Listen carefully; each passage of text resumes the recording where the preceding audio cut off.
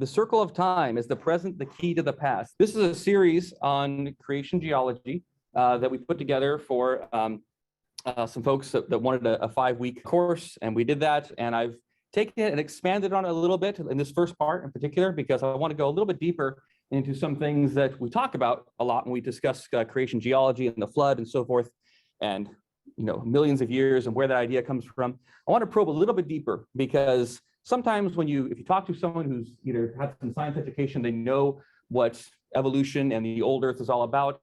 Sometimes we'll use terms and we'll use phrases that mean something to us, but they don't always hear it the way that we think. They don't always understand it the way that we're thinking about it. And so I want to kind of demystify a few important concepts.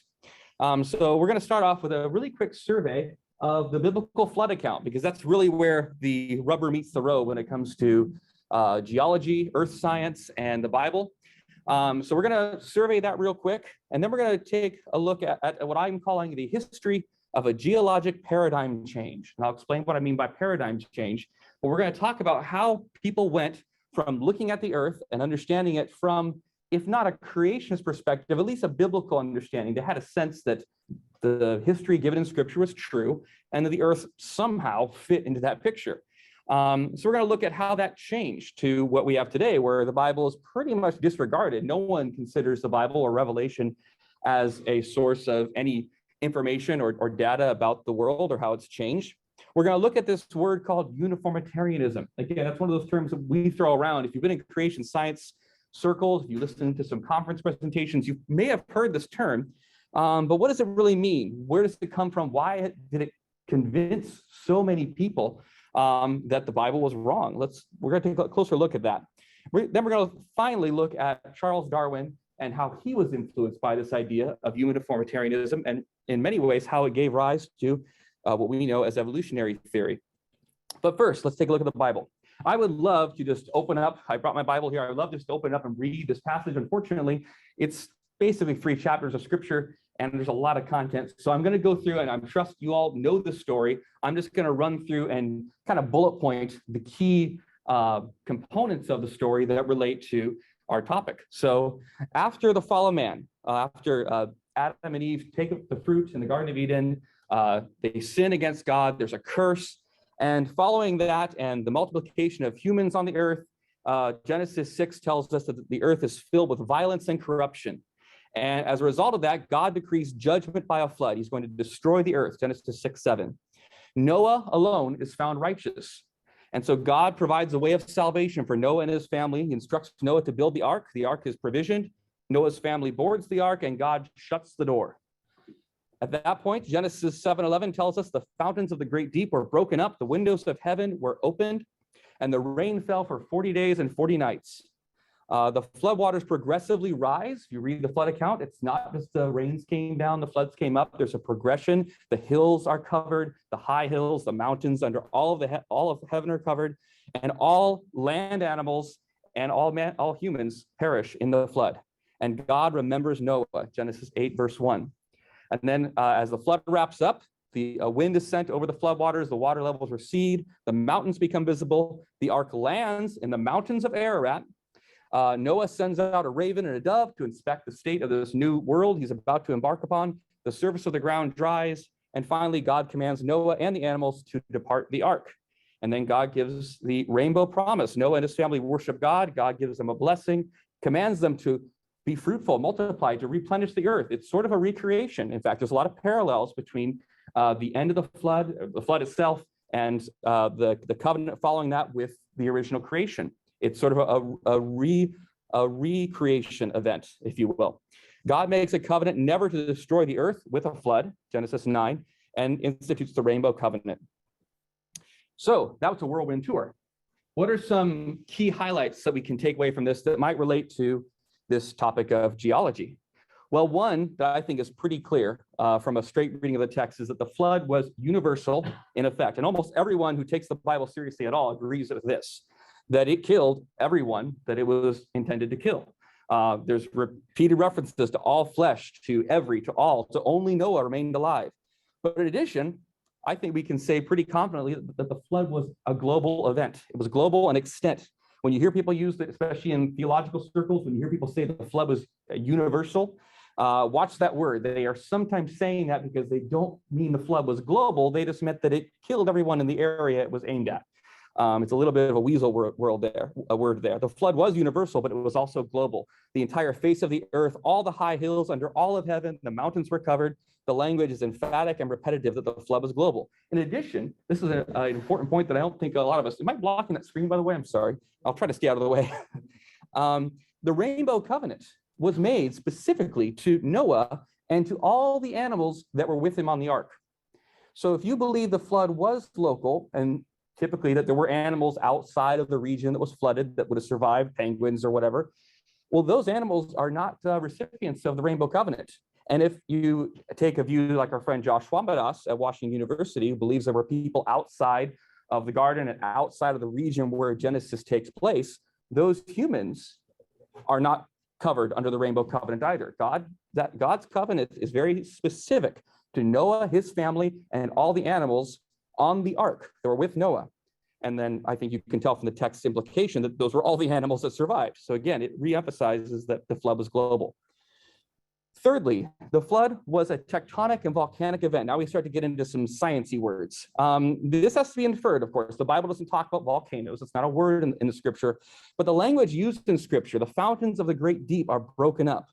And then in Psalm 104, it's a psalm that people debate if it's referring to the flood or creation. I think it's referring to the flood. I think there's some good exegetical reasons to believe that.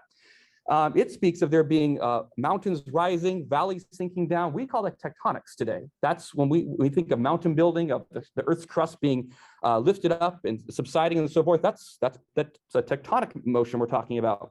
And the biblical text seems to refer to that. And then fourthly, the flood reshaped the earth. It was a new world, a different world. God said in the outset that he was intending to destroy the earth with this flood. And 2 Peter 3:6 describes the world before the flood as a world that then was, that perished.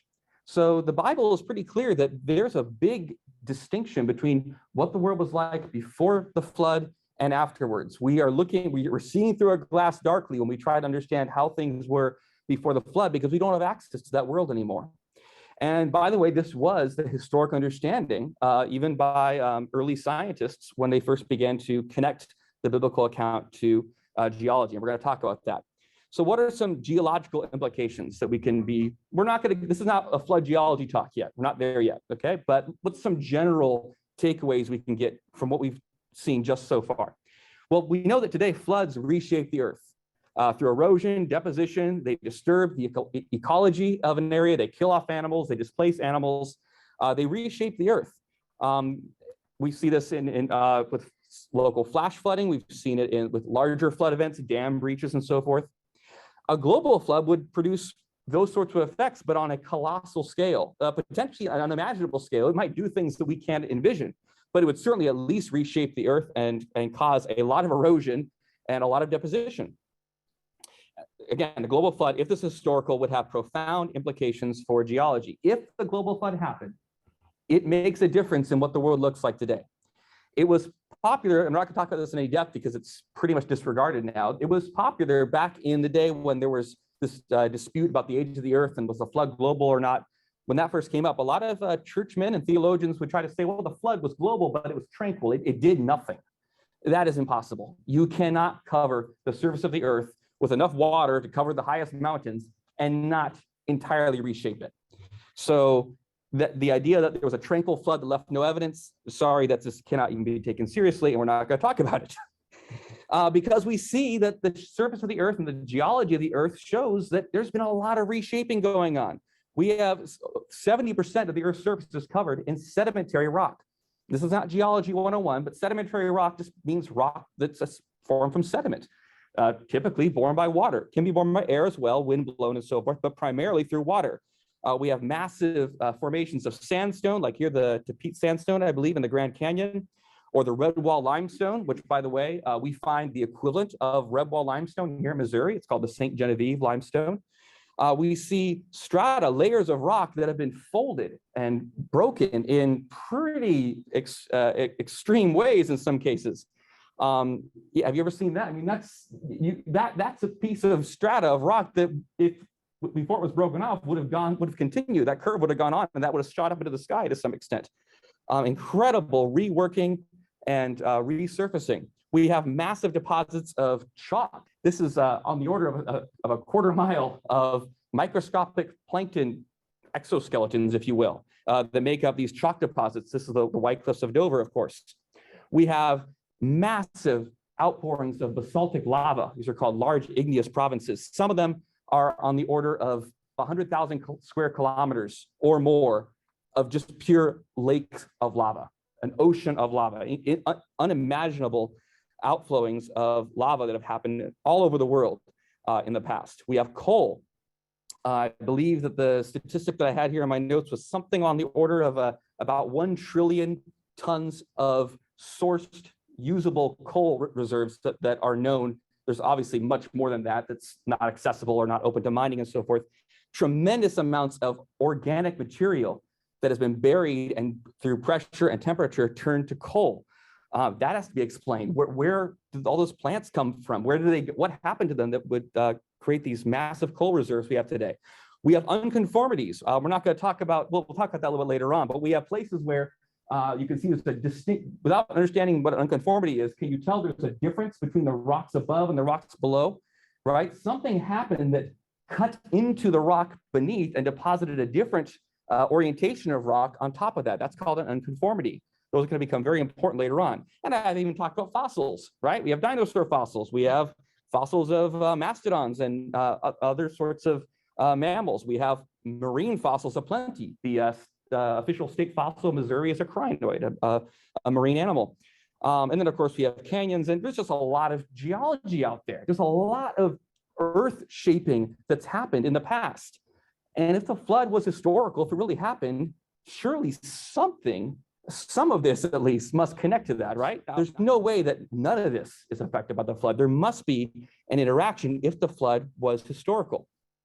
Now, this leads to the concept of paradigms. And this is a really important book written by a secular scientist many decades ago, Thomas Kuhn, The Structure of Scientific Revolutions.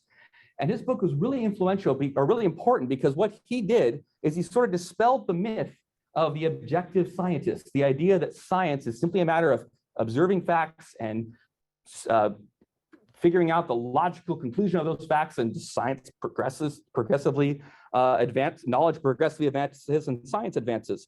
What Thomas Kuhn pointed out very powerfully was that science is affected by society, by culture. Scientists are actually humans, it turns out.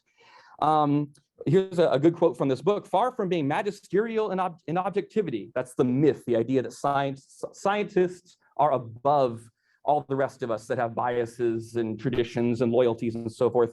But he goes on to say, science was conditioned by history, society, and the prejudices of scientists. Another quote from the same book, under normal conditions, the research scientist, the person who's just in the lab, out in the field with a pick and with a microscope and so forth, this scientist is not an innovator, but a solver of puzzles. And the puzzles upon which he concentrates are just those which he believes can be stated and solved within the existing scientific tradition. Let me break that down.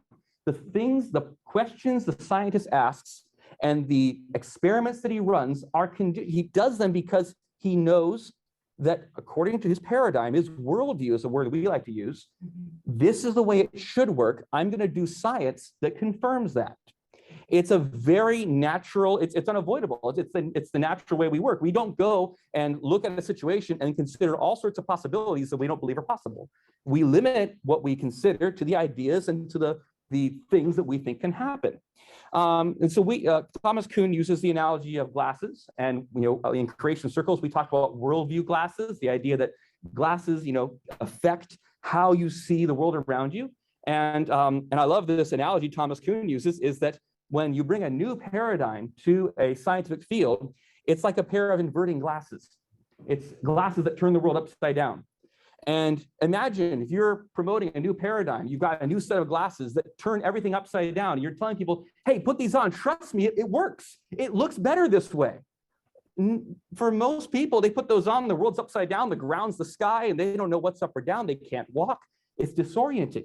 And so scientists resist new paradigms, not just because they're antagonistic necessarily, but because they don't make any sense. They're confusing. They're lost. And this brings up an important point, because when we talk to folks that are either evolutionists or Christians who are influenced by evolution, and we bring creation arguments, creation evidences to them, sometimes it feels like we're just not connecting, right? And what's often happening is not so much that they're antagonistic, although they may be. There can be, and I do believe we're going to get to this, there's a spiritual component here. But you got to remember that we're kind of turning their world upside down and nothing makes sense anymore. And that's frightening and very confusing. And the Bible talks about this, by the way. 1 Corinthians 2:14, the natural man does not receive the things of the Spirit of God, for they are foolishness to him, nor can he know them because they are spiritually discerned. So especially when we're dealing with secularists and people who reject God, reject revelation, we need to have a bit of grace, because this is foolishness to them. And that's not necessarily because they're being mean to us. It could be because their eyes are blinded and they can't make sense of the world in the way that we're trying to show it to them. Now, for Christians who fall under these old earth ideas and so forth, it's tricky, but I think the same principle still applies. The reason why they're so unsettled is because you're telling them the world works a certain way that is so contrary to how they've been trained to look at things that it's disorienting. You can't all of a sudden a layer of rock that I used to be able to tell you what the date was and how it formed and everything that went into it. Now I have no clue what that rock means, right? So do you have a question, sir? Oh, no, I was just going to say it's human too to not want to admit you're wrong. Yeah, it's embarrassing. And that's what your whole life. Sorry, anyway. I want to. No, thank you. That's what Thomas Kuhn gets at. It's a sociological problem, right? People are invested in these ideas and they don't just change because you found a new rock or a new fossil. So with that little discourse on paradigms, I want to look at the history of a geologic paradigm change. Thomas Kuhn, in his book, The Structure of Scientific Revolutions, he used the Copernican revolution as one of his examples, where people realize, and what he points out is that when Copernicus and these cosmologists start saying that the sun actually is at the center of the solar system and the Earth is moving, their science was actually pretty bad. They didn't have good evidence for what they were saying. They were right, but the problem with the paradigm change is that the people changing the paradigm, they're walking upside down too. They're also getting used to these new glasses, and they often are not. It takes them a while to figure out how to make sense of things, even with their own idea. And so looking at the history of a geologic paradigm change, I want to look at how we got from, not a creationist view, but a biblically founded view of the earth and natural history to what we have today, where the Bible is basically considered irrelevant. So we're going to look at this. And we start with the Age of Enlightenment. And we're not going to talk about all the history involved. There's so many things that you could go into here, but we're going to focus pretty narrowly on geology, because this is the time when people start to actually look at rocks and look at fossils and take them a little more seriously and try to understand them in what we would consider a scientific way. Now, early geologists actually would theorize about the flood described in the Bible and how it would relate to the rocks and fossils they saw. So I want to start with a man named Thomas Burnett. Now, he's not properly considered a scientist. He was a theologian. However, he was a scientific man. He was someone who, and by the way, at this time in history, you didn't go and get a degree in geology. If you were a geologist, that meant that you had some sort of a desk job where you had a lot of free time and you can go out and look at rocks in your neighborhood. And so he was pretty familiar with the science of his day. And Thomas Burnett published a book in Latin, the Telluris Theoria Sacra, the sacred theory of the earth, in 1681. And what he was trying to do was present a synthesis, trying to take what was known scientifically, what they thought they knew, and understand it through a biblical framework. And he did some really important things. He is, by the way, I'm holding this up. This represents what they were changing from, right? This is the paradigm, what it was, and we're going to see how it shifts. Here's a quote that I thought was really insightful. "We are not to suppose that any truth concerning the natural world can be an enemy to religion." And by religion, he means Christianity, the Bible, and so forth. "For truth cannot be an enemy to truth. God is not divided against himself." He has this illustration. This is the cover illustration for his book. And obviously, there's a lot of symbolism and a lot of embellishing going on here. But I want to point out a couple of things. What he's showing here is this circle showing various stages of Earth history as he sees it from Scripture and how he's understanding them scientifically. And I want to focus on those bottom three. So starting from going clockwise, that dark sphere is, the earth was formless and void, the beginning of creation. Then there's this perfect sphere, which was his idea of what the earth would look like before the fall, or before the fall and before the flood. And then he moves to the flood. That little dark spot there is apparently the ark. It doesn't look like it to me, but I'm told that's what it represents. And notice that right across, directly in opposition of that, is this earth in flames. Can you guess what that's referring to? 2 Peter 3:7. It's referring to the earth and the works therein being burned up. And so right off the bat, Burnett is making this association between the judgment, or the deluge, he calls it, of water, and the deluge of fire. So he sees a connection there. And then these the ball there in the center with the jagged mountains, that's earth as it is now. So Thomas Burnett was very insightful. He realized that the earth, the way we looked at it now, was not the way God created it. You might hear, by the way, from atheists and anti-creationists, the idea that before evolution and before long ages came along, these primitive Christians believe that God made the fossils in the rocks to trick us or test our faith. There were people that thought that. But Thomas Burnett and other, more, thoughtful Christians looking at the world around them, they understood, no, that's not the case. We're looking at a world that's been reshaped and scarred by God's judgment. And they may not have always had all the details right, but they understood that much. In fact, Thomas Burnett even had his own flood model.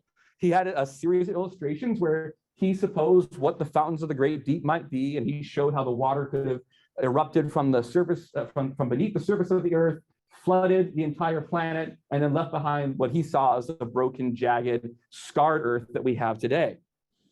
So this is very interesting. This is a scientific model. It has a lot of problems with it, don't get me wrong. There's a lot of scientific errors in this work, but that's just the errors of the science of the time. But he was taking the Bible seriously and trying to understand the world through that frame. Yes? Could you talk a little slower? Could I talk a little slower? I will try. There's a lot of material. I don't want to keep everyone too late, but I will try to slow down. Thank you.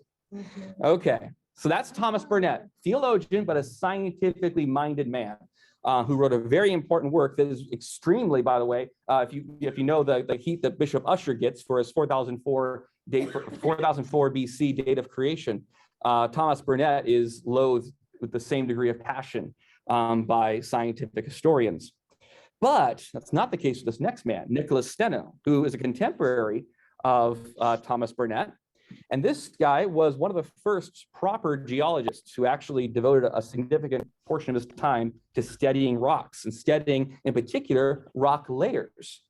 He is known in modern geology, he is the father of stratigraphy, the study of strata, layers of rock. He was a creationist. I put an asterisk on there because, granted, he wasn't a creationist the way we would understand it today, but he took the Bible's historical accounts seriously, and he attempted to understand what he was seeing in the world in that light.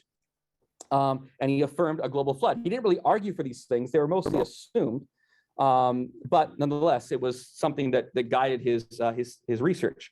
And again, he is very well renowned.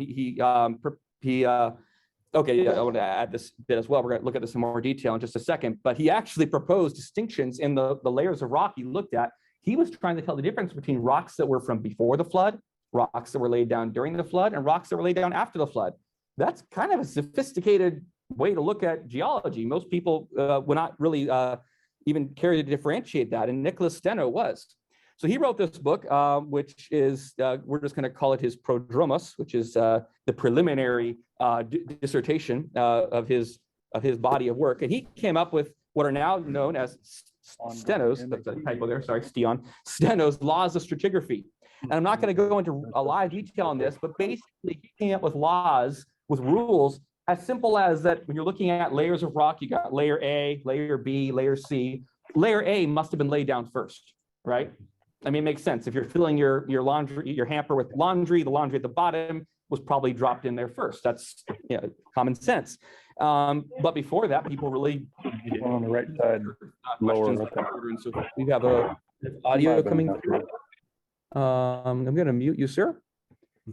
If you have questions, please go ahead and put them in the chat.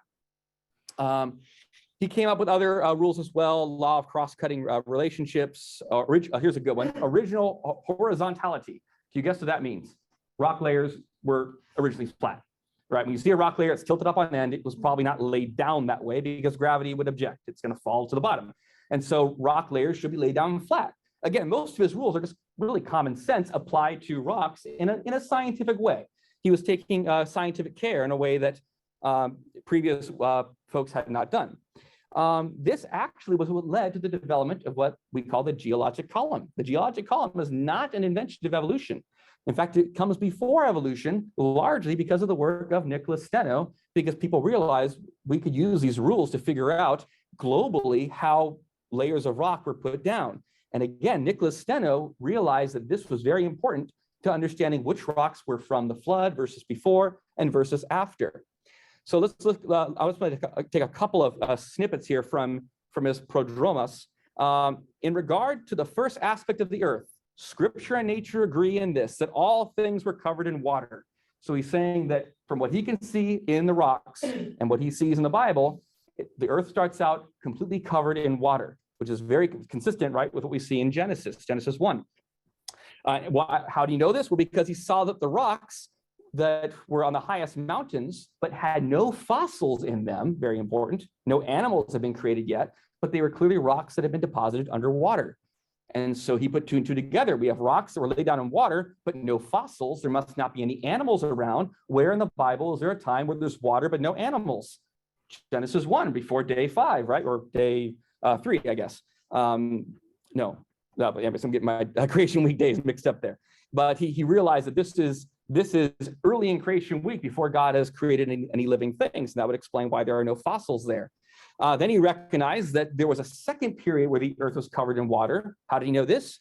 I'm not going to read all the quotes here, but he realized that there were rocks on top of these non-fossil bearing rocks that were also laid down in water, but they did have fossils.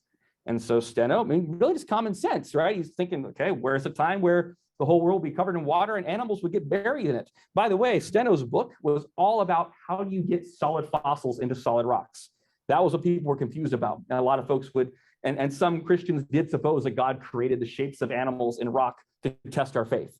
Stenno didn't buy that, but he did have to figure out a way to explain how you could get animals into rock. And he saw that Noah's flood was a good explanation. And then he even went on to talk about rocks were laid down after the flood let's see. Oh yeah, so he realized that there were mountains and there were changes in the Earth's surface that had happened since the flood as well. So he made those distinctions. Now, what's really interesting about both Thomas Burnett and Nicholas Stenno, and it's funny putting these two together because typically these are, in secular scientific history, Thomas Burnett is a villain, Nicholas Stenno is a hero. And yet when you read their books, they're exactly on the same page. They're working from a biblical framework. They didn't have everything right, and they weren't necessarily biblical creationists the way we would understand it. They had some fuzziness about the days of creation, although Thomas Burnett and Isaac Newton actually corresponded. Isaac Newton believed that the days of creation could be long ages. Thomas Burnett said, no, they can't be. Because he said, if they have been long ages, that means that God must have some point supernaturally sped up the day-night cycle. And the Bible never says he did that. And we're not going to allow miracles to be inserted into our history that the Bible doesn't tell us about. That was a very sane way of looking at it. He's not going to try to solve a problem by invoking a miracle where the Bible doesn't say God did a miracle. So in many ways, he had a very sophisticated way of looking at the world and at Scripture. They both sought to understand natural history within the Bible's framework and explain what they saw in geology as the effects of the biblical events like the flood. And again, they rejected ad hoc miracles. They rejected the idea that God would create fossils in the rock that were not from real animals, because that would be a miracle that the Bible never says God did. And so they rejected that. Okay, well then what happens? So we have this sort of I won't say a consensus. There was obviously a range of views, but this would have been the most thoughtful view about geology and about the Bible. What happens? Well, as I said, the geologic column starts to take shape. Geology becomes more of an actual discipline. There's all sorts of debates going on this time. People are starting to become discontent with the Bible's framework, and they're looking for more time and looking for more explanations. And a lot of this is driven by their Enlightenment mentality, right? And the fashionability of naturalism and of how can we explain things that don't involve God and don't involve Scripture. And ultimately, what we're going to talk about, uniformitarianism, becomes a guiding principle in geology. And we're going to talk about two very important people, and we're going to start with James Hutton, 1726 to 1797. He was a geologist from Scotland and is often considered the father of modern geology. Now, I would argue that what Nicholas Stenno was doing is, I mean, that's worthy of being called the father of modern geology as far as I'm concerned, but James Hutton tends to get the credit. He developed what the philosophy of uniformitarianism, we're going to break that down in just a minute, and deep time. So you think of deep space, space being billions of light years in size. Deep time is the idea that the Earth could be millions to billions of years old, and that the universe could be that old. Now, James Hutton was a deist. He was not an atheist, although functionally he sort of was. He believed that there was a creator, but the creator basically built the Earth as a fine watch or a world machine that was designed to run forever without God's intervention. So he did not accept biblical history as given in Genesis. His book, A New Theory of the Earth, was published in 1785. And James Hutton is a really interesting character because what is commonly taught about him is a little bit inaccurate. But we'll just go with the standard story for now because I don't want to get into all the particulars. James Hutton was very affected by unconformities. Unconformities, I mentioned them earlier. Unconformities are places where the Earth's surface has been eroded and new rock has been laid down in a juxtaposition, right? So against the previous rock in a different orientation. And it's especially noticeable if the rocks beneath have been tilted in some way, as they have in this particular unconformity, which James Hutton spent a lot of time at. This is called Sycamore Point. And hopefully the lines there make it more clear what's going on. The lower section of rock beneath the unconformity, which is the jagged line, are tilted up almost on end. Remember Nicholas Stenno's law of horizontality? You can't lay down rocks as straight, straight up and down fins. They have to be laid down flat. And then we have rocks on top of those that are tilted, but not quite as severely. And what James Hutton did, looking at this, he actually was applying Stenno's laws appropriately. He realized that the rocks beneath must have been laid down flat. And then at some point they were tilted, and then they were eroded down, and new rocks were laid down horizontally on top of them. And then that entire complex itself was lifted up and uplifted again. Now, why was this so important to James Sutton? Well, James Sutton was a farmer and was a deist, as I mentioned. He was very taken with the problem of what's called the paradox of the soil. So they believe soil was formed by the erosion of rock, but eventually you'd run out of rock, which means eventually you're going to run out of soil. And as a deist, James Hutton was very bothered by that. He wanted there to be a way to replenish rock so there would always be enough soil for his farm and so that the earth would never run down. And what he realized is that this is an example of rocks that have been uplifted. They were clearly laid down flat at a lower elevation, probably underwater, and now here they are pushing up onto the land. Unconformities, by the way, are not uncommon. We find them all over the world. This is in the Grand Canyon, picture I showed earlier. This is another unconformity in Wales. It's a little more, the colors there make it a little more clear what you're seeing. Notice how the rocks beneath are kind of at a 45-degree angle. The rocks on top are horizontal. We have unconformities here in Missouri. This is in Fredericton. The rock underneath there, the lighter colored is igneous rock. It's a molten magma. And then we have sandstone laid down horizontally on top of that. So unconformities are definitely a real thing. And James Hutton used those as his tool, if you will, for his ideas. Now, what's interesting is that his ideas really don't hinge upon what's going on in unconformity. There's not really a reason why unconformities have to be created gradually. But he argued that because the horizontal layers beneath would have been laid down slowly through normal processes of sedimentation and then be slowly uplifted and then slowly eroded and so forth, he read eons of time into these formations he was seeing. Now, Hutton was motivated, as I said, to develop a system of earth science that was in keeping with his deistic beliefs. He considered the earth to be a machine that would never run down. And so through his study of unconformities, he was able to propose that vast amounts of time had gone on to produce these formations, and that those same processes would continue so that the Earth's rocks would be continually deposited, uplifted, eroded, redeposited in a cycle that, as far as he was concerned, would never end. Hutton's ideas were not initially very popular, partially because he's a pretty dense writer, and also because he had some weird ideas mixed in with these. He basically denied history. He did not believe that there was such a thing as history. Everything was an endless cycle, and everything that ever happened would repeat again, and it was kind of made living pointless. And that part didn't really sell very well, but later authors kind of patched over those odd parts of his writings.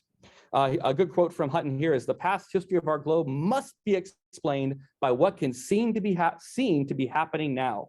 No powers are to be employed that are not natural to the globe, no action to be omitted except those which we know the principle. The present is the key to the past. What we see happening now is the only way we are allowed to interpret the past." Why? Because James Hutton said so? Well, Hutton's world machine diagram here, this is his ideal scenario. So we have the conversion from a molten rock to solid rock, then uplift. It was eroded, transported to the sea, deposited in layers under the sea, then later uplifted again, and you have this cycle. And Hutton said that he saw no vestige of a beginning and no prospect of an end. Unsurprisingly, that's what he wanted to see. So this idea, especially as it was repackaged by a man named John Playfair, who had this really good quote, "The mind seemed to grow giddy." He journeyed with James Hutton and saw these formations and would hear Hutton's ideas. "The mind seemed to grow giddy by looking so far into the abyss of time." And this is something that you'll hear from another character, a very similar line.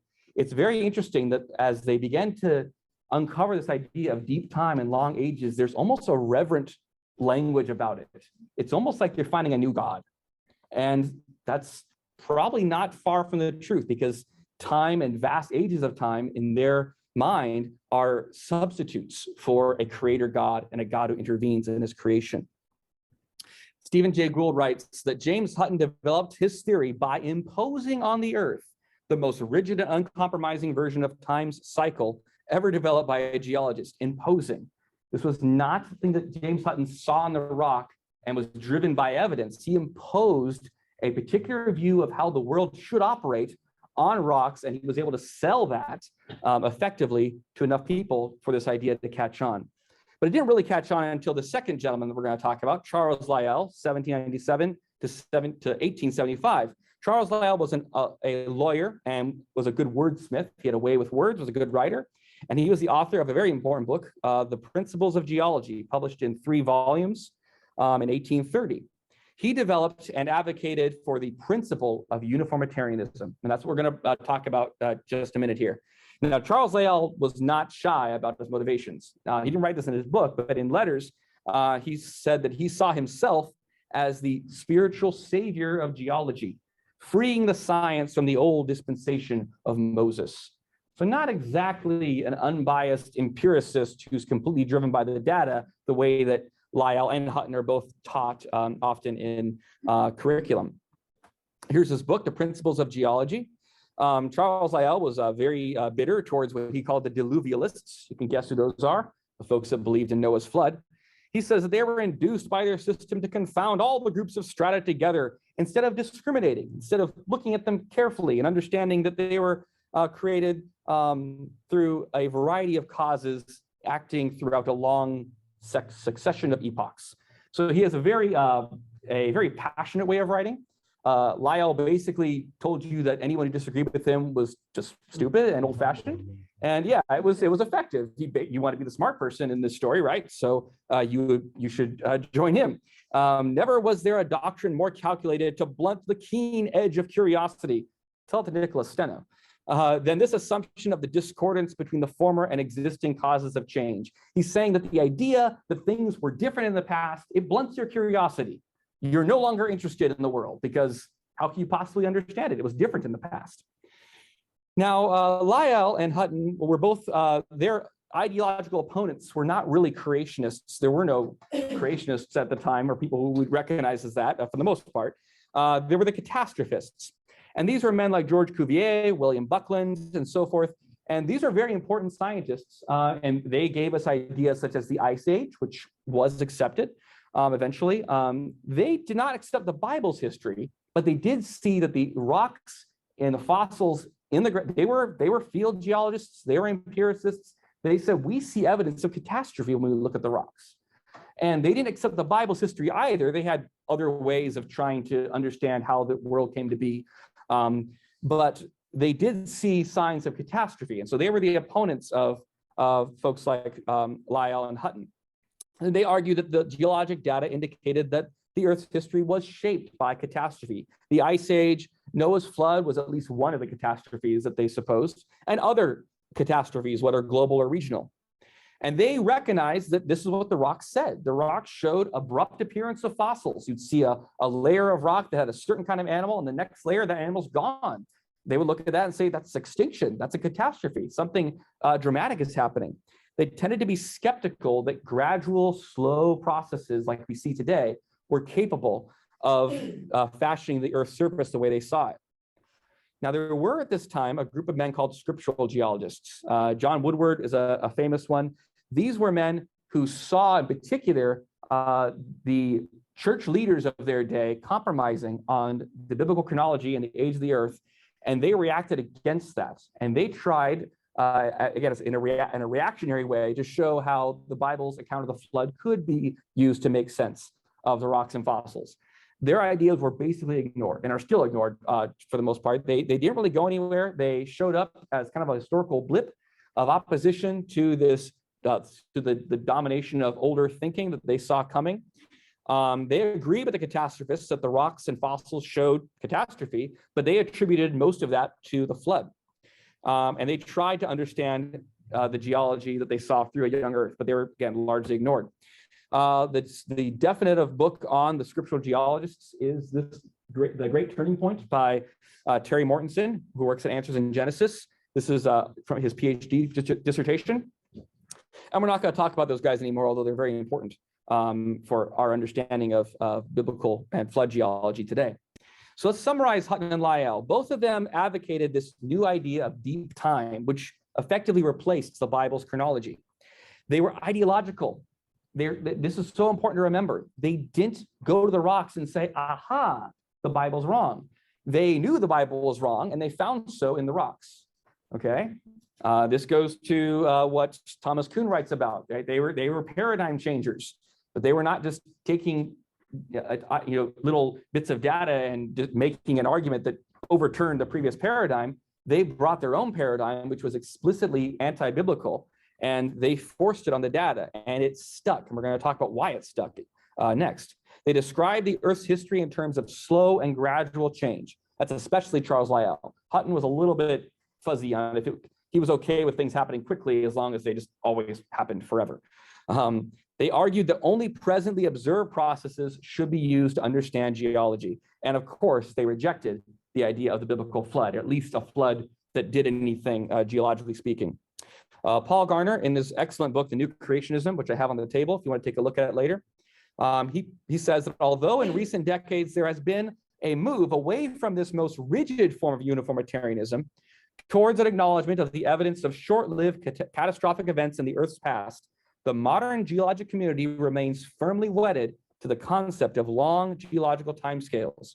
So again, this is important. When you talk to an evolutionist or a geologist, and if you talk about Hutton and Lyell and these ideas, they'll say, oh, we don't believe that anymore. We know that there are volcanic eruptions and there are floods and so forth. We know that happened, but they're being a little bit coy about it. And we're gonna delve into that right now. So let's go ahead and do it. Uniformitarianism, the present is the key to the past. So we say that geology should only be explained by processes that we observe happening today, and that most geologic features form gradually over millions of years. Big word, uniformitarianism. It's not as scary as it sounds. Uniform, one form, unchanging. Things don't change. Arian is from the Latin arius. It just means a believer or an advocate. And then the ism is an ideology. So it's an ideology, the adherents of which believe that the Earth doesn't change. Big word, but not a really complicated idea. It's essentially saying that the Earth as a system operates the same way in the past as it does today. There's a consistency that we can extrapolate backwards as far back as we look. And what that results in is the ideas of gradualism. So both Hutton and Lyell advocated strict adherence to uniformitarianism and gradualism in geology, which meant that the Earth was much older than the Bible suggested. And Charles Darwin, as we're going to talk about at the end, was inspired by these ideas. And in many ways, we can say that Charles Darwin's theory of evolution depended upon the idea of uniformitarianism and deep time as advocated by these men. So here's the question: is uniformitarianism required for science? Chew on that for just a second. We would all say no, but a lot of scientists and science-minded people would say yes, which is a reason why they get so confused when you tell them that uniformitarianism is a problem or is an assumption. They get very confused by this. This is a book, The Grand Canyon, A Monument to an Ancient Earth. This is written by Christians, old Earth creationists. And in defending uniformitarianism, listen to what they say. They're defending Charles Lyell's idea, in effect. They say in science, all observations point to a consistency in the laws of nature, back to the first microseconds of the universe. And elsewhere in the same book, they connect uniformitarianism to the Christian doctrines of God's consistency and providence. They're saying uniformitarianism is biblical because it teaches that God is consistent and always works the same way in history. And we know that God's faithful and unchanging. That all makes sense. And that's all uniformitarian is saying. So what's going on there? Well, this actually comes right from Charles Lyell. Charles Lyell was a very clever man. He was a lawyer. And he conflated 4 different meanings of a word that he called uniformity. Not uniformitarianism. He didn't use that word. He used the word uniformity, a little simpler and a little more fashionable at the time. Stephen Jay Gould critiques this. He points out that Charles Lyell, by the way, Stephen Jay Gould, if you don't all remember, he's an evolutionist, or it was. He passed away a couple decades ago. He says that Charles Lyell united under the common term, a rubric of uniformity, 2 different types of claims. A set of methodological claims, the claims about how science works, and a pair of claims about how the world worked in history. He made claims that were about how science operates and claims about how the world operates, and he bundled them all together into one package and essentially fooled the entire scientific community. What are these 4 types of uniformity? And this gets to that quote we just saw from the Old Earth Creationist book. Number 1, uniformity of natural law. Now, this is not very controversial. If you think much at all about science, you realize that this is pretty important. We know there are natural laws like the laws of conservation, thermodynamics, mathematics, logic, gravitation, et cetera, and these laws cannot change. If they did change, science is impossible. And this has been known for a long time. Isaac Newton, I'm not going to read this whole quote here, but he's describing how the way that the planets all work together and the way the orbital mechanics operate, this only could come from an intelligent and powerful being, by which he means the God of the Bible. This idea of the uniformity of natural law was actually a Christian idea, a Judeo-Christian idea, and was widely accepted. It was really the basis for the scientific revolution. And unless you assume this, you cannot do science, for reasons that James Sutton puts very well. If the stone which fell today were to rise again tomorrow, there would be an end of natural philosophy. That's the old term for science. You can't do science if I cannot trust that gravity is going to always work the same way that it does now, and that it's always worked the same way in the past. I need to assume that those laws that govern the universe are consistent. And that's it's something that science has assumed ever since people began doing science. And it's an assumption that's very reasonable and, in fact, makes a lot of sense biblically. But uniformity of natural law was only one of Charles Lyell's 4 uniformities that he bound together in one package. His second is a little more tricky. This is the uniformity of process. Now, on the surface, this is not I've already used this idea, by the way. I'll tell you in a minute. When examining evidence from the past, we should look for processes that are now in effect, things that are happening today, that are known to produce the same evidence. This is the argument for the intelligent design movement, by the way, right? The intelligent design movement says we can detect evidence of intelligence in genetics because we know what intelligence does. It produces information, and there's information in genetics. That's uniformity of process. It's a form of uniformitarianism. When I said earlier that we know floods reshape the earth, and therefore Noah's flood should reshape the earth, That's uniformity of process with an asterisk, right? We're talking about a process far beyond what we see today, but there is a sense of uniformity there. Now, this should not mean that only known processes are allowed, only that they're preferred. If we see something happening today, and we see the exact same evidence in rocks from the past, we should assume that the same process produced those. So we talk about the water cycle, right? The water cycle, which, by the way, this is something that Scripture talks about the water cycle, right? We'll look at that in just a minute. There are processes that are at work that produce certain kinds of features, and it makes sense that when we see those features in old rocks, that probably a similar process was involved. This is sometimes called actualism. We'll talk about that term a little bit later on. Ecclesiastes 1:7, all the rivers run into the sea, yet the sea is not full. To the place from which the rivers come, they return again. That's a description, I believe, of the water cycle. So there are cycles and processes that God has designed that work consistently, and we can make determinations from that. A simple example, rounded stones, rounded cobbles. Cobbles refers to the size of the stone. We see rounded stones, rounded rocks on the shores of lakes and riverbeds, right? We can see today, water rounds rocks. So when we find a bed of rocks in a road cut that are all rounded, what rounded them? Probably running through water, right? Now, that doesn't tell me everything about what happened here, but that's an example of uniformity of process. So not very controversial, but it's tricky. Let's talk about soils for just a minute. This is a cross-section of a modern soil. That darker material at the top is the topsoil, right? The stuff that you get for your garden. And then below that, there's a layer that's kind of tan. It's partially organic, but not entirely. And then we have a third horizon. These are all called horizons. They have labels, by the way, A, B, and C. And C is just kind of perforated bedrock. It's mostly rock, not truly soil, but it makes up the bottom of a soil layer. Now, uniformitarians and secular geologists love to point us to things called fossil soils, layers in the rock record that are where soil layers are formed. You can't have a soil forming in the middle of the flood. Therefore, this must represent a long period of time where the surface of the ground was dry and a soil developed, right? How can you disprove that? Well, the question is that really a soil? We talked about how soils have A, B, C horizons. I'm not going to get to the science part of here, but at most you can say there's one layer of disturbed, maybe a horizon, but there's no evidence of the topsoil's gone, right? So it doesn't really look like a modern soil. So could there be a bit of uniformitarian bias going on that's causing me to look at this altered rock at the top and think, oh, that must be soil, when it might not be? That might not be the same process.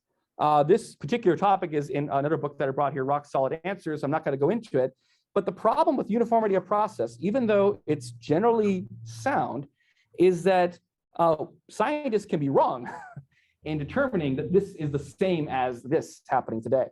And in fact, our biases, and the biases especially of a uniformitarian, can lead them to think that they're looking at stuff that is the same as what happens today, when in fact there might be important differences and it might not be the same process going on. The Bible, of course, tells us that there were processes in the past that were very different than those that happen in the present, and especially the flood. So uniformity of process was Lyell's second uniformity. The third, this is where it gets really tricky. This is uniformity of rate. The processes that work in the past have worked at the same rates as we see them today. This is where gradualism comes from.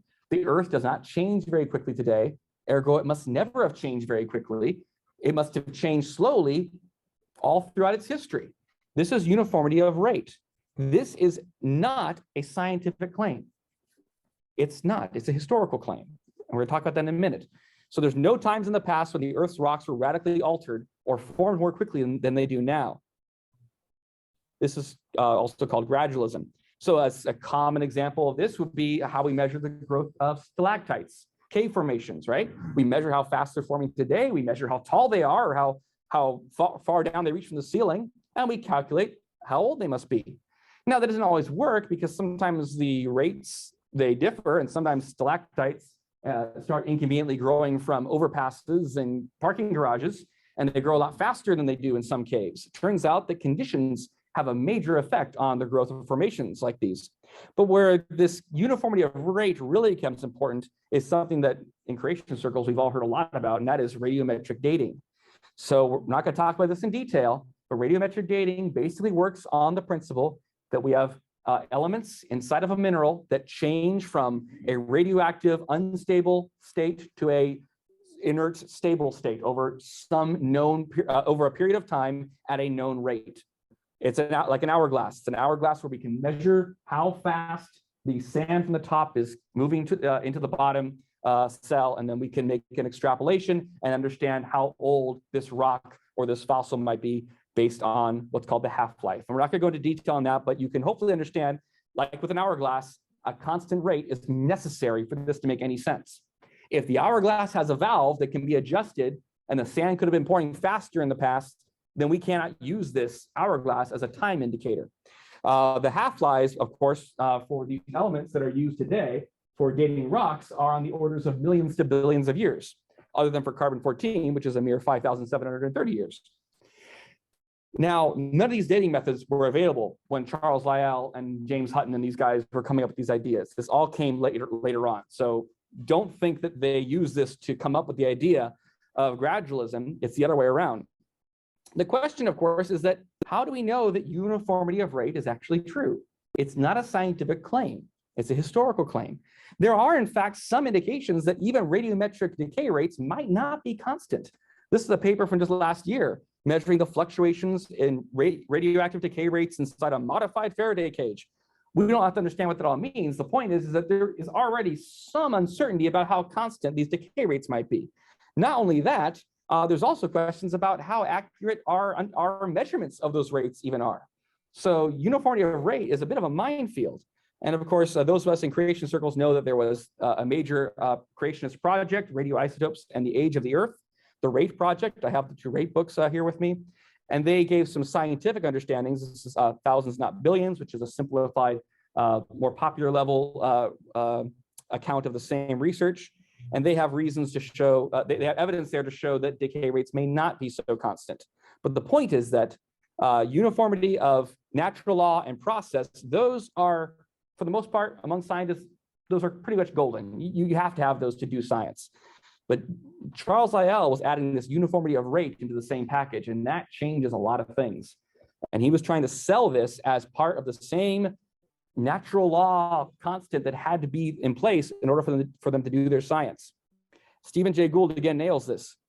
Charles Lyell established certain meanings of uniformity, law, and process as necessary postulates of scientific method. You need uniformity of natural law and process to do science, and then tries to win similar status for controversial ideas about the Earth's behavior by describing them in the same language of logical necessity. He's saying, in a sense, that to do science, you have to assume uniformity of rate. Why? He doesn't say why. You just must. You need uniformity of natural law. Gravity can't change. Therefore, the rates of sedimentation can't change. Those are not the same things. One's a statement about how do we understand the world as scientists, and one's a statement about how does the world work. They're not the same thing, and they cannot be made on the same level, and yet that's exactly what Charles Lyell did. Uniformity of rate is a historical claim. And Stephen Jay Gould's words, Charles Lyell pulled a fast one by conflating his view of history with the necessary conditions for science. You must believe what I do about how the Earth works to do science at all. You want to do science, right? Here's the way you have to do it. This is a scientific way to understand history. Uniformity of rate is an explicit denial of biblical history, because the Bible tells us that things happened in the past that were demonstrably not at the same rates they happen today. In fact, things that don't even happen today. And so uniformity of rate is explicitly ruling out the Bible's history. Now, there's one fourth uniformity that Lyell threw in this package, and this goes to some of his weirder ideas, and I'm not going to talk a lot about this. He had this idea of the uniformity of state, which is kind of silly. He basically believed that the Earth would always maintain the same proportion of land to sea and the same populations of different kinds of animals. And get this, he actually believed that animals don't go extinct.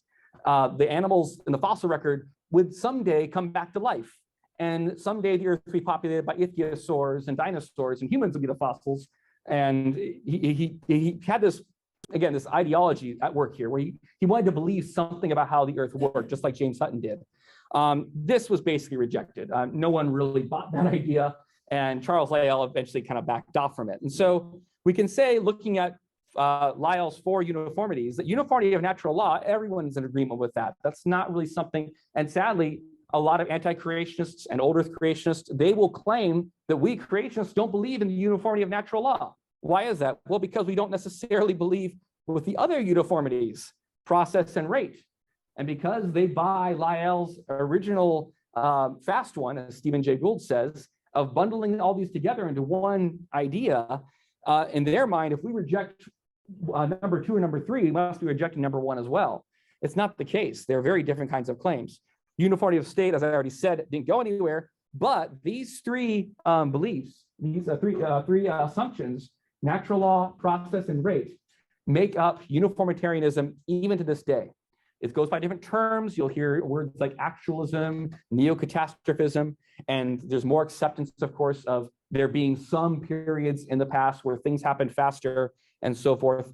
But ultimately, these principles are still at work. And often you find out the folks who you might encounter in a debate who throw around terms you haven't heard, like actualism. In many cases, they're the only people that actually use those terms, because I've listened to many geology lectures and many geology podcasts, and they just say uniformitarianism. It's the same thing. It's the same idea as what Lyell promoted. Granted, they're not quite as strict as Lyell would have been, but the other terms are nuances that honestly don't seem to be even that well understood or used among geologists. Stephen Jay Gould again says that many geologists have been stifled by the belief that proper methodology, the way you do science, that's methodology, your methods, includes an a priori commitment to gradual change. To do science at all, you must assume gradualism. You must assume things happen slowly.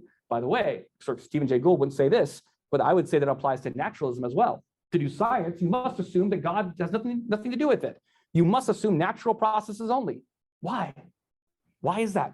What's the empirical basis for saying that only naturalistic causes can operate? It's true that science can only study things that happen in nature. Science cannot directly study miracles, but you can't rule out miracles either, scientifically, empirically. That is a priori commitment. And a preference for explaining large-scale phenomenon as a concatenation and adding up of innumerable tiny changes. These quotes from Stephen Jay Gould, and a lot of this material, by the way, is from this excellent book by Gould called Times Arrow, Times Cycle. I brought my copy here. You can take a look at it. This guy is an evolutionist through and through. He is not at all friendly to a biblical creationist viewpoint, but he's very critical of the mainstream understanding of gradualism and even evolution. Of course, he had his own theory of evolution, which was a little bit controversial. A really important book, and he really dispels a lot of myths, including about men like Thomas Burnett and Nicholas Stenno, and what the catastrophists and the biblical folks at the time actually believed. So uniformitarianism, a summary. Uniformitarianism as a package is not an empirical position. It is a philosophical starting point. It's a way you think about the world. It's a paradigm. It conflates uniformity of process and rates with uniformity of natural law. And this still happens today. I just listened to a lecture on the way over here of a geology professor, and he's defending uniformitarianism by saying that if you don't assume this, you can't do science. They conflate this with natural law. So when you say that I don't believe that geology and fossils, that it all happened in the past at the same rate it happens today, to them, they're thinking, you mean gravity could have worked differently? You mean that the laws of conservation of energy might have been different in the past? Because they bind this all up into one package. Modern variants like actualism and neo-catastrophism, they reject the strict gradualism, everything must be slow. They acknowledge, we're going to talk about Mount St. Helens later in this series. They acknowledge that volcanoes happen. They acknowledge that major flooding events happen, like the Lake Missoula flood and so forth. But they maintain their commitment to a set of regular, repeated, and typically known processes and rates in the past. They still hold on to the idea that things happen in a regular, systematic way, and if you look at history from a broad enough lens, it basically just chugs along, and there's no unique one-time events that radically alter the shape of the earth in the past. The uniformity of natural law, which is bundled in this package, that is a Judeo-Christian concept with God as the lawgiver, and that's very well established historically. Now, uniformitarianism obviously runs against a lot of the grain of Scripture, right? So Genesis 9:11 tells us about the flood, that it's never going to happen again, right? The rainbow covenant is a sign of that. So by definition, the flood is a unique event. There's not going to be another flood to steady. It's not going to happen again. 2 Peter 3:6, we already mentioned, a world that then existed perished. Matthew 24:21, looking at the future, talks about a time of great tribulation, such as has not been since the beginning of the world, nor ever shall be. Unique events that only happen once because God intervenes in a unique way. Isaiah 43, behold, I will do a new thing. I will make a road in the wilderness and rivers in the desert. Again, looking towards the future, there's going to be events in the future that are unique, that are done by God unilaterally, and that cannot be put into a uniformitarian frame of reference. The Bible affirms and gives us a basis for the uniformity of natural law. God is a faithful God. He's a consistent lawgiver, and he built a universe that operates in concordance to his consistent and faithful nature. But the Bible explicitly denies the uniformity of process and rate. Things did not always work the same way in the past as they work today. Scripture reveals that God has intervened in history and that he'll do so in the future. Thus, uniformitarianism, as an a priori worldview paradigm, is an a priori denial of biblical historicity. The Bible cannot be historical if uniformitarianism is accepted. So when Christians, old earth creationists, when they adopt uniformitarianism and they want to use that as their scientific starting point, they cannot get away from the fact that they have ruled out the Bible's historical accuracy. The Bible cannot be true and uniformitarianism be true. They are diametrically opposed to each other. And I would argue it's also a denial of God's faithfulness, because it's saying that God did not intervene in history the way he said he did. All right, last section here. I apologize, I know this has gone a little long, but a little bit about Charles Darwin. Charles Darwin was very influenced by these ideas. Charles Darwin, many of us don't think of him this way, but he was actually more of a geologist than a biologist. Most of his observations on his voyage on the Beagle were of landforms and geology, not of finches and turtles or tortoises like we think of, like what he's famous for. In particular, he did a lot of observations and field work on the Santa Cruz River, and he directly applied Charles Lyell's ideas. He had Charles Lyell, the first volume of his book, Principles of Geology, with him on the ship. And he made this statement: the river, although it has so little power in transporting even inconsiderable fragments, he's talking about the river running down through this massive canyon structure that he's looking at, yet in the lapse of ages might produce by its gradual erosion an effect of which it is difficult to judge the amount. He's saying that this river is doing so little today, but over vast ages, there's probably no end to what it could do. Enough time can do anything. Of course, Darwin has a reason for wanting to think this way, right? Because he has some other things he would like that time to do when it comes to biology. So a few more gems from Charles Darwin's geologic observations. He says, no possible action of any flood could thus have modeled the land, either within the valley or along the open coast. He's saying there's no way a flood could have gotten here to do this sort of erosion. It makes the head almost giddy. Remember that phrase a little bit earlier, John Playfair, about how giddy he would get looking at the abyss of time? Charles Darwin also got giddy. He says, to reflect on the number of years, century after century, which the tides, unaided by a heavy surf, must have required to have corroded so vast an area and thickness of solid lava. So again, he's being taken by this idea of gradualism and how much time that must entail, how much time he's looking at. And there is a reverence you sense in these men as they describe this new discovery of deep time, of the vast age of the universe. I want to play a short video clip now by Dr. Steve Austin, who many of us know, talking about Charles Darwin and his observations at the Santa Cruz River, and offering a different perspective on the same geology that Charles Darwin would have looked at.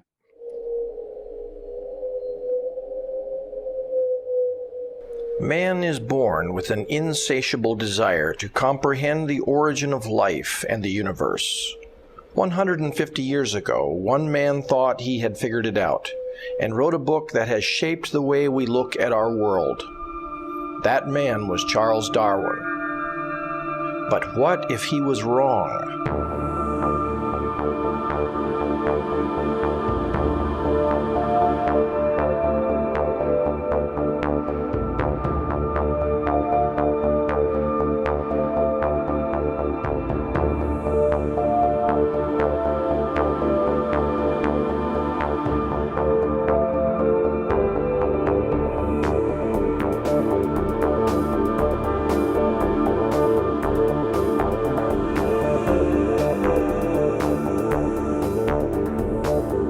On the north side of the Santa Cruz River Valley, we're at a very special location.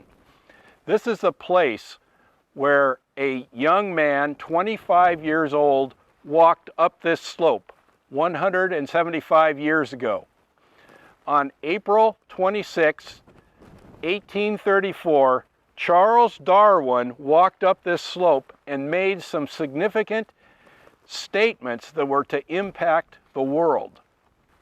He saw the river, and he saw the pebbles and sand being moved by the river. Then he walked over the boulders and cobbles that line the bank of the river, up this talus-strewn slope to the top of this basalt cliff. And as he looked out, he saw the spillover deposit, the cobbles and boulders that were on top of this cliff. And he saw a 15-foot diameter boulder, and he described it as from the core of the Andes Mountains sitting on top of this basalt cliff. He looked across at the boulder bar that's 3 miles wide and 5 miles long, blocking the path of the river. And he saw the whole terrain here, and he interpreted it in terms of the slow and gradual action of the present Santa Cruz River.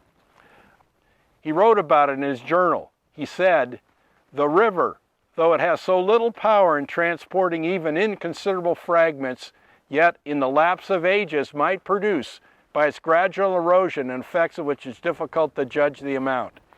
And he went on to interpret this whole valley in terms of the slow and gradual action of the present Santa Cruz River. All around me I can see the valley, and I'm here on this slope that's strewn with rounded rocks called cobbles and larger rocks called boulders. And this boulder and cobble-strewn slope calls my attention to the power of moving water, because these cobbles and boulders did not form here. They were ripped loose from somewhere else, and they've been transported, rounded, and piled up here to form this slope and the ridge behind me. Some of these rocks came from as much as 5 miles upstream on the basalt cliffs and slopes. And here they sit, here in this cobble and boulder deposit. What is this cobble and boulder deposit? It has the appearance of being a giant boulder bar. This landform behind me is 200 feet high, and it's 3 miles wide across the valley and 5 miles long down the valley. This landform is a giant bar formed by a colossal flood. The water was moving at freeway speed, dragging boulders and cobbles into this slope, and actually rolling and bouncing rocks up this slope to form this enormous ridge. Only a catastrophic flood, 400 feet deep, could have washed rock fragments like this into this location.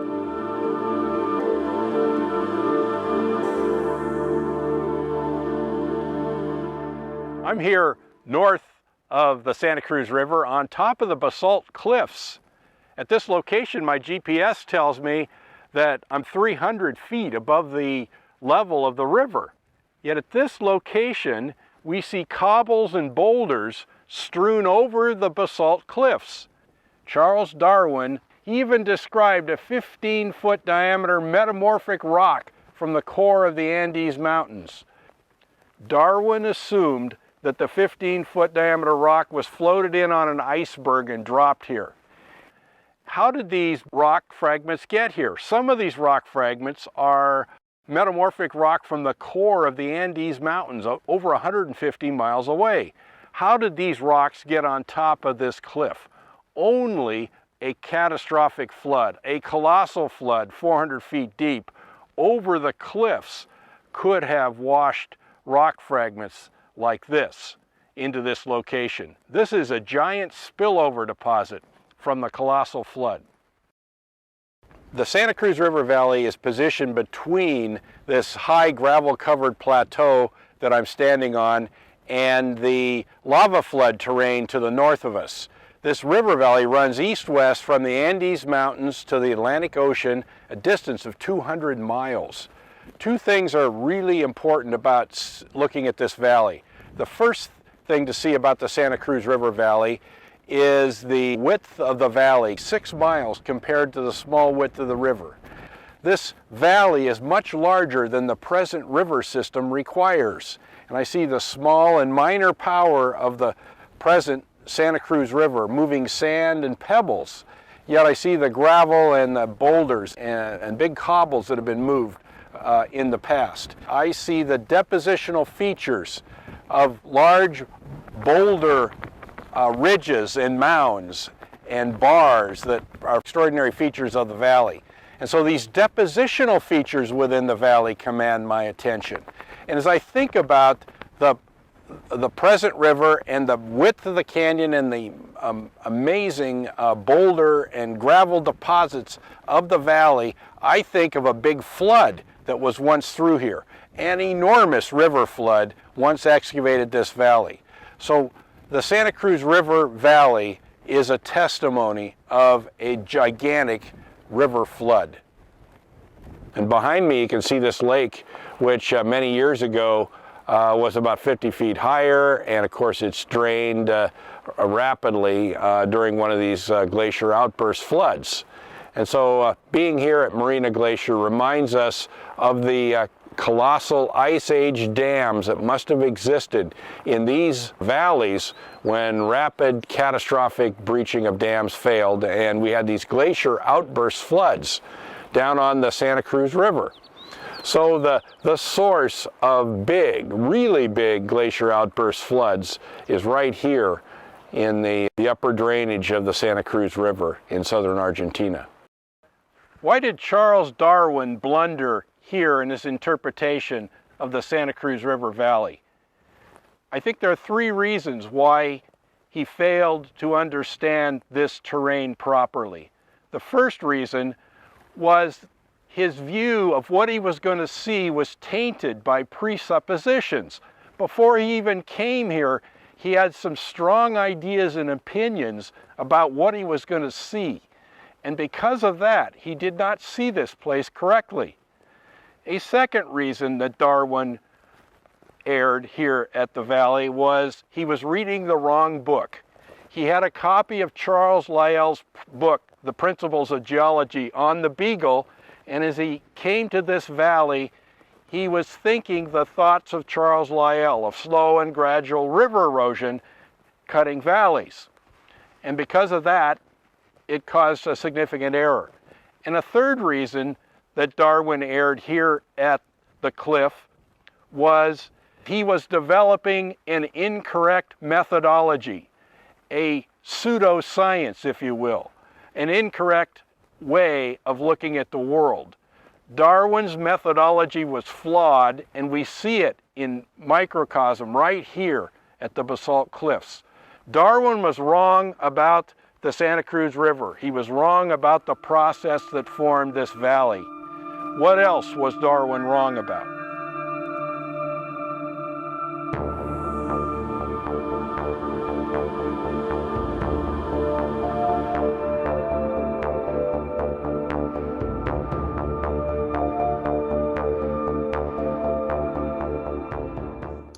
Dr. Stephen Austin actually published his take on the Santa Cruz River Valley, and the idea of it being formed through a glacial outburst flood, that's a recognized process today. That's not terribly controversial, but you see how Darwin's presuppositions, as Dr. Austin talked about, the worldview, the paradigm he was bringing to what he was looking at geologically was already causing him to miss very important bits of evidence and to put a lot of stock into processes and ideas that maybe were not quite as responsible as he assumed for what he was seeing. It's, again, the idea of a worldview, of glasses.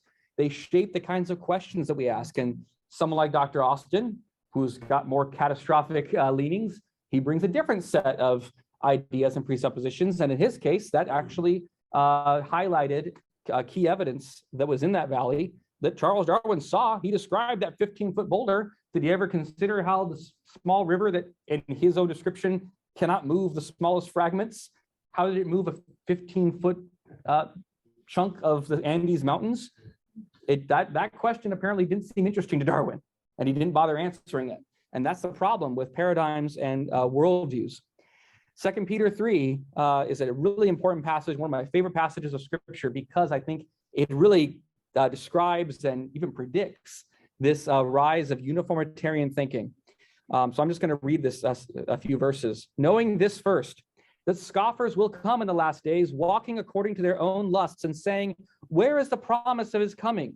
So pay attention to that. What are they challenging? They're challenging God's faithfulness. Where is this promised coming that you Christians tell us about? Where is that? Because why are they doubting this? For since the fathers fell asleep, all things continue as they were from the beginning of creation. Does it not sound like James Sutton, Charles Lyell, even modern uniformitarians, the way that, yes, they accept that certain high energy events and catastrophes have occurred, but they've occurred the way they always do. They've occurred in a regular, repeated, systematic way that can be extrapolated, and that nothing is really going anywhere, and God is certainly not intervening. For this, they willfully forget. I like the King James rendering there. They are willingly ignorant that by the word of God, the heavens were of old. That means they were created, and the earth standing out of water and in the water. So the first thing they're willingly ignorant of is the initial creation out of water, the same creation that Thomas Burnett and Nicholas Stenno freely, theorized about. They saw it in Scripture and they saw it in geology, by which, by the same word, the world that then existed perished, being flooded with water. The scoffers willingly forget, they intentionally forget the creation and the flood, the exact two events, biblical events, that the uniformitarians overturned as far as modern science is concerned. They didn't mind supposing that later biblical history may have taken place the way that the Bible said. They didn't really care if King David and Solomon existed and if Jesus was around. They probably didn't deny that there was a man named Jesus at that time and so forth. But they intentionally overturned these two events. But the heavens and earth, which are now preserved by the same word, are reserved for fire until the day of judgment and perdition of ungodly men. The deluge of fire that Thomas Burnett warned about in his own work. But according to his promise, we are waiting for a new heavens and a new earth in which righteousness dwells. So that's the end of this presentation. I appreciate your patience. Next time in January, I didn't get the date, Marth, right. We're going to be talking about plate tectonics, January 10th. Thank you. January 10th. We'll be talking about piecing together Earth's puzzle, plate tectonics, volcanoes, and the flood. So a little more actual flood geology and about how things may have actually happened in those days. So Marv, I'm done. I'll get out of your way. Thanks, Zach.